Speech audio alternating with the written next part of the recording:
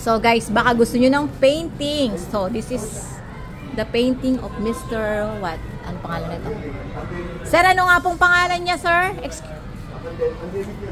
Ano nga pangalan nito?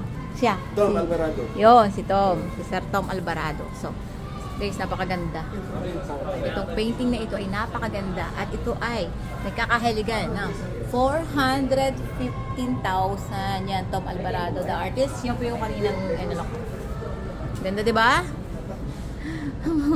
Kailangan ko maging mayaman para makabili ng painting. So, this is 275,000. Magkano kaya yung painting ko sa bahay? Gaganda, ang gaganda. Kung Facebook account. Tom Alvarado po. Ayun din, yun din. Yun din yung pangalan niyo. Ay, gawa niyo rin to? Ay, galing naman. Magkano to? Tingnan natin to. 60 by 70 ang size. 420,000. Yan, 420,000.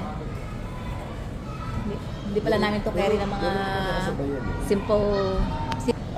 Di po ba pag mga painting hindi pwedeng i-pray, hindi pwedeng walang hangganang kagandahan ng kasantaluhan at kasantalasa. Pwede po pala siyang ipasalamin, kuya. Opo. Ang ganda. Ang ganda. Tom Alvarado. So, isi-search ko siya, tapos message ko siya, pipicturean ko yung painting doon. O, t-shirt. Talagang ano siya, print na pini-print or talagang painting by hand? Print na to? Ano siya? Print na. Kasi hindi pwede yata yung parang mga ano eh, pintura gagamitin baka.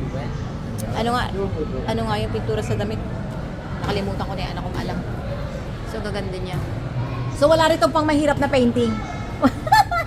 Walang pang mahirap. Walang mga katulad ko na ano, afford lang tumingin. Ganda. Dito tayo.